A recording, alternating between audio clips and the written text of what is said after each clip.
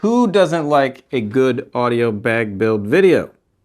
That's what we're doing today. So the project is to take my MixPre 10, which is an awesome mixer, and I've been using it for 3 years, and I'm going to replace it with an 833.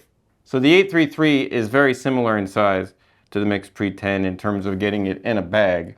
So this is the OR30 bag for reference. I'm going to get this mixer out of the bag, and we're going to bag up the 833. So I just came off of a job with ESPN, and this bag was working for that. So I'm just going to be unplugging a few things.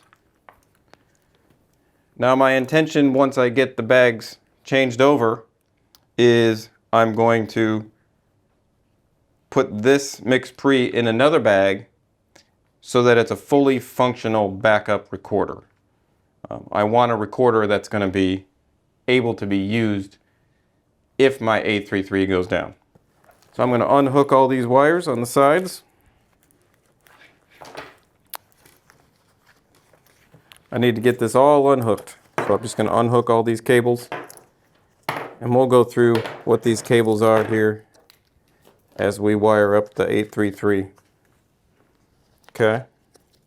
But I'm just going to unplug everything from the side. So I'm freeing up all of these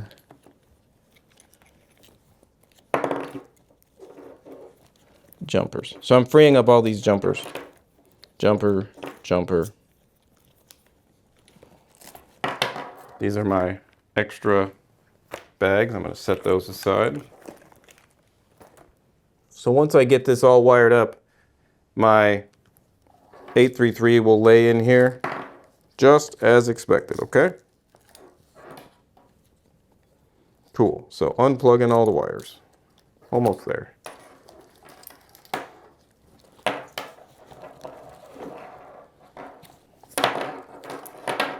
Okay. Almost there. Got one more.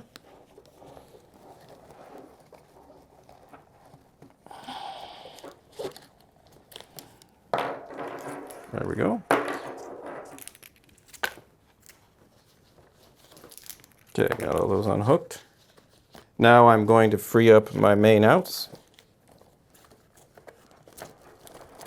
Okay, so I got those pulled. So now the mixer should be free and clear, minus power. So I'm going to unhook power. Okay, the mixer is free and clear to come out. So you can see my methodology when I do put a mixer together. You can see that I put jumpers on everything. So my goal with the 833 is to do the same thing, is to have jumpers coming off every input, because I like to have these available so I don't have to dig around in the bag. And then you can see I've got my time code, which on the MixPre 10 is BNC. And then I've got my main outputs, which on the MixPre 10 you can see are TA3. So this is going to go into another bag just like this, ready to go. I'm not going to take any of these cables and use them for the 833. I've got different cables for that because I want this to be fully functional when I get it into the second bag. So this BDS is going to be still used for the 833 bag. So I'm going to leave that in here. My Wisycom kit is going to stay in here. This is an MCR54 4-channel receiver. That's staying in here. I have 4 Wisycom MTP61s. Those are definitely part of the kit, but I'll take them out just for now. Okay. These are my headphones. I just have those tacked onto the front. I'm going to fish that cable out just so that it's free and clear. Okay, headphone cable is clear. All right. I'm still going to use my boom mic coiled cable, so that's going to stay in the bag. These are my in-ear headphones when it's really loud. Those are going to stay in the bag. I'm not sure I'm going to need this. I don't know yet. Not sure yet on that. That was used to raise up the MixPre so that it sat at the right level. I might need that, we'll see. The other difference with the 833 is it can take the Wisycom unit in over AES, so it doesn't need to take it in over analog audio. So I'm going to pull that. You can see that it's powered up through the BDS. That's how we're going to do it when we're finished. And then, so what I have on these is a series of analog cables. So that's an extra cable that I forgot was in there. So these are connected over analog. So on the bottom of the MCR54, you can see that it has TA5 outputs, and they break out. For my MixPre, they needed to break out to analog because the MixPre didn't have AES. So I'm not going to need those. I will keep these in my MixPre bag because, again, I am going to be creating a completely separate bag for the MixPre 10 because I do want to run it as a backup. So I might need to use the MixPre 10 occasionally. I'm going to put these aside. So let's size this thing up and see if I can get the 833 in here.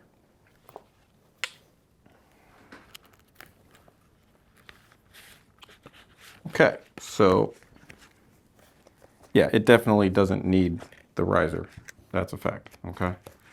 So the riser is unnecessary on this unit. As you can see from the back here, it's going to sit nicely right there, okay? That's good to know. Pull that out for now. There's a bunch of extra ditties and pieces of stuff in here. Shards from labels and sticky tape and all that, so clear all that out. So I am going to use some L series batteries here as failovers. These are just standard, these are actually Blackmagic brand, 3350 milliamp. So I haven't, I'll see how this goes as I use it, right? So we'll see, as I use this stuff, we'll see how long they last, okay? The reason why you put batteries down in here is so that you have continuous battery. If you need to change out your main power source, the unit stays up, okay, and doesn't turn off, in case you're in that situation. This is the XL-AES adapter from Sound Devices. This is the adapter that's going to allow me to get AES audio into the top of this unit. So let's open that up and see what's going on with that. Okay. I've not physically seen one of these yet. Don't know how big it is or how much bulk it's going to add to the front of this mixer. So let's take a look. Okay. And then let's crack this open.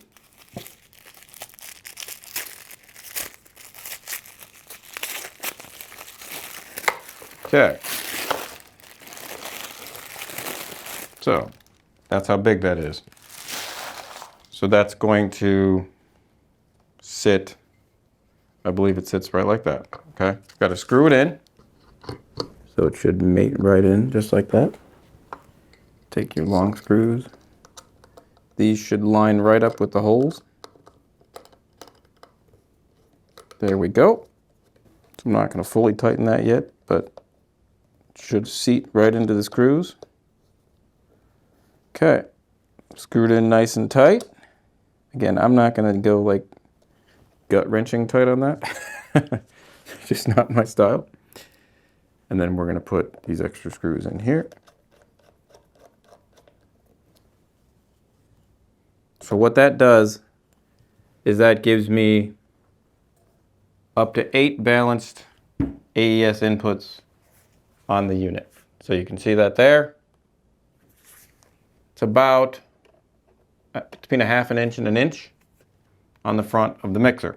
So my next goal is to adjust this bag so that this fits in here. Okay, you can see that I don't have enough clearance to get that in there, but I will have enough clearance. So I'm going to pull this divider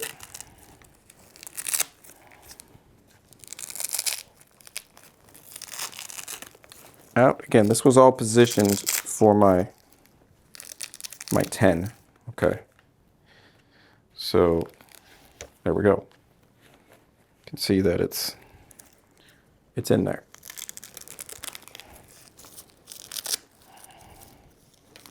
Okay, so that is all dandy for now.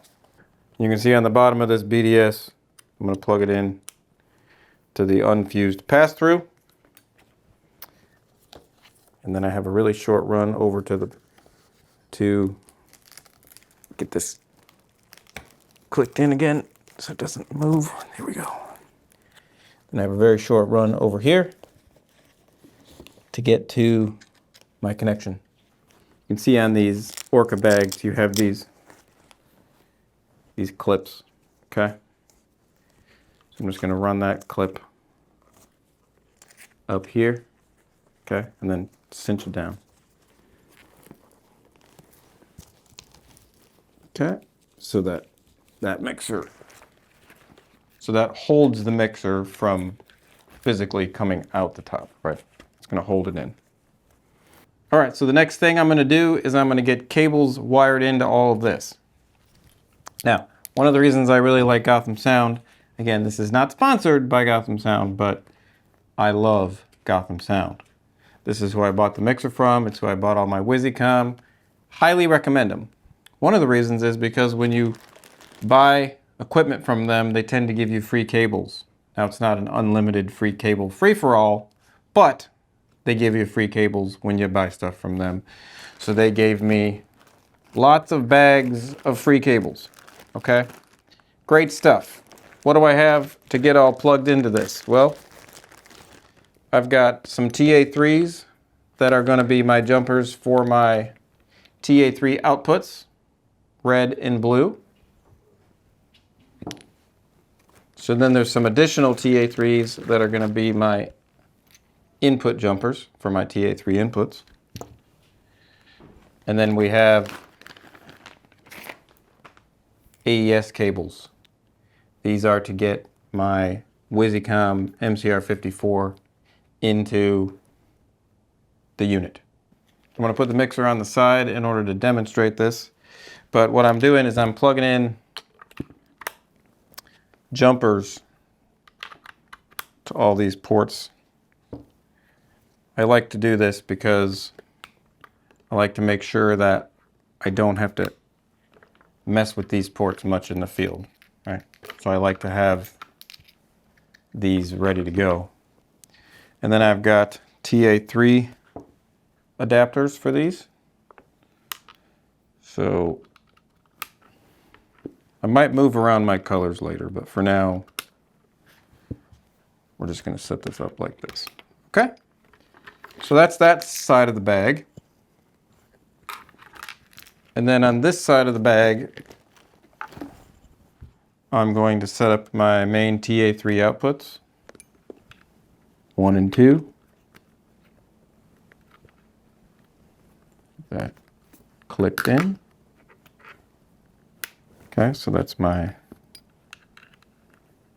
output number 2, output number 3. Okay, so that's ready to go. Then I'm going to plug the antenna in. That's for Bluetooth stuff. That's for the app and wireless keyboard and stuff like that. So angle that up like that. Okay. Then I'm going to take the same cable that I was using before. This is an unbalanced stereo output. I'm going to plug that in to my X3 and X4. Then I've got a set timecode cables. So I'm going to keep this plugged in at all times to this timecode jack. I'm not really going to have to unplug it very much. So click that in.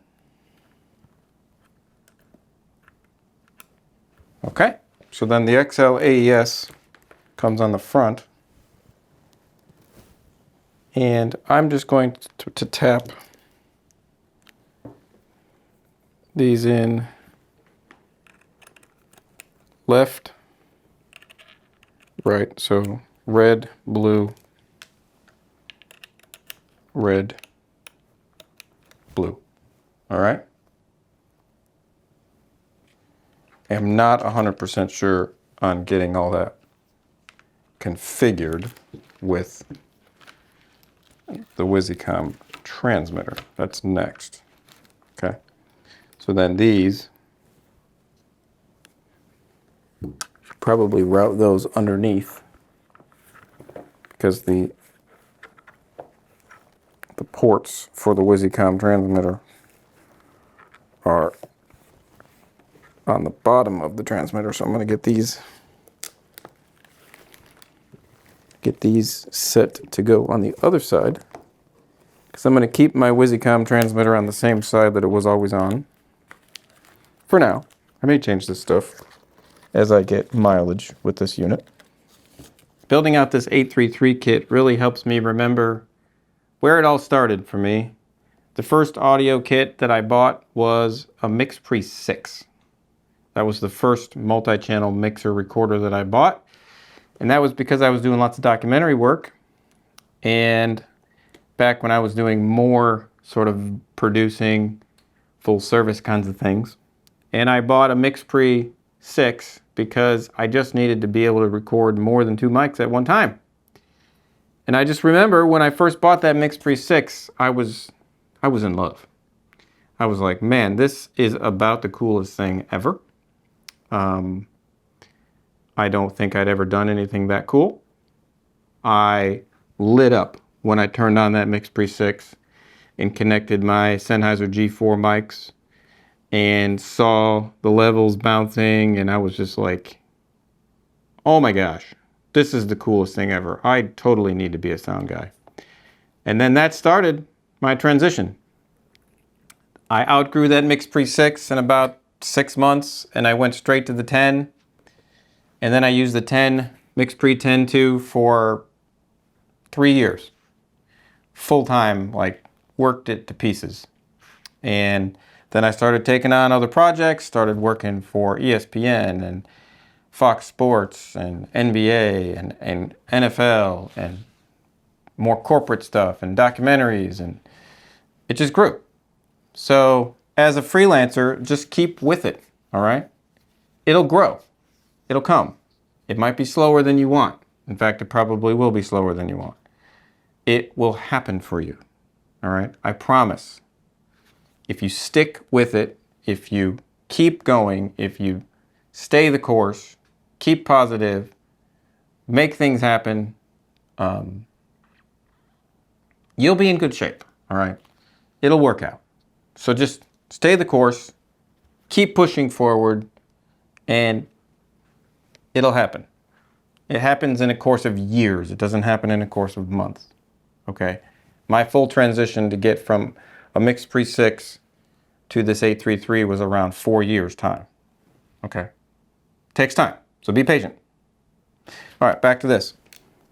I get power into my MCR54. Wait for it to click.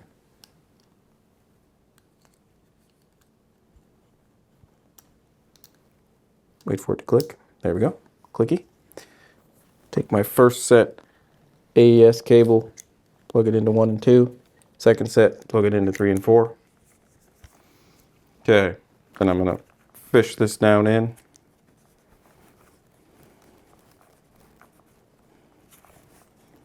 Okay, so that's fished down in. May do a little more cable management over time on that, but for now it's right there, okay? All right, so that's in. So I go into the Wisycom settings and I go to audio route and I go to base 1, and I make sure that base 1 is set to D1, D4. That's the AES output chain. Cool, so that's set. Then I'm going to make sure that RX1 is going to be sending some tone. It's one of the reasons I like these Wizys, is that you can send signal out of them without, okay, so now I have tone on. You can send signal out of them without having to have a mic plugged in. Okay, so I'm going to go to channel 1. I'm going to down select on it. I'm going to say I want AES 1 to be the input.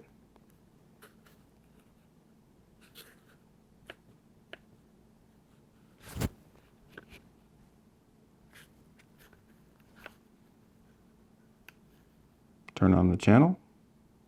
There we go. So we got it. I'm going to go up to -20. Go back to my meters. And you can see that I've got tone coming in. So that is good. I have signal path established through AES. So then I'm going to go through and configure the rest of these. The last thing I need to do is install SD cards. Now I recommend that you never use non-sound devices SD cards when you're doing this, right? Sound devices SD cards only. They are a lot more expensive, but I have used non-sound devices SD cards in my MixPre, and I've used sound devices SD cards. These are considerably better. Faster, more efficient, and they are spec'd out to do exactly what these mixers need, okay? So, highly recommend these, right? Look into these. So I'm just gonna slot these into the side. What side they on? They're over here, okay? Put SD cards in here. Put the SD card in here. Slot 1. Slot 2. Cool. All right. Rock on. Now the screen reads out that I have 60 hours. So should be good to go. I'm gonna do a format, because I always do that. So we go to Files. I'm going to erase the internal, because why not? Because I just got it and I need to make sure I'm fresh. And then I'm going to format this one. Save. I'm going to format 2. Save. Okay, cool.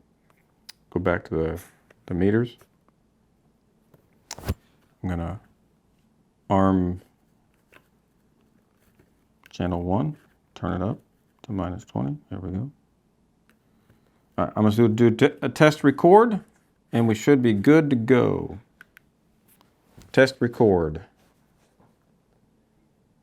So you can see that it's recording channel 1 and 7 and 8. So, okay. Stop that. Okay, cool. Well, it looks like it's in the bag, and it looks like it's all working. The last thing I'm going to check is timecode. So I'm going to find my timecode cable, which is over here. Over here. I'm going to plug that into my tentacle, which has been running. It's on. It's synchronized and everything. I'm just going to double check timecode, and then I should be good to go. So I go to Menu, Timecode Sync, Free Run. I'm going to do 2997 drop frame. Okay, I'm going to go to Jam. You can see that it's seeing proper things. Cool. Jam. All right, successfully jammed timecode. So that's going to be the end of this video. There's 2 other videos about this 833 on my channel right now. There's me unboxing it and comparing it head to head with the MixPre 10. And then there's this one for me putting it in the bag and getting it all working. And then there is a third video where I'm going to go into the menu and deep dive and show you kind of how this MixPre works in the field. Not in the field, we're going to still stay at the table, but we're just going to talk through the settings on the menu and how it all works. So we'll catch you in the next one. Thanks for watching.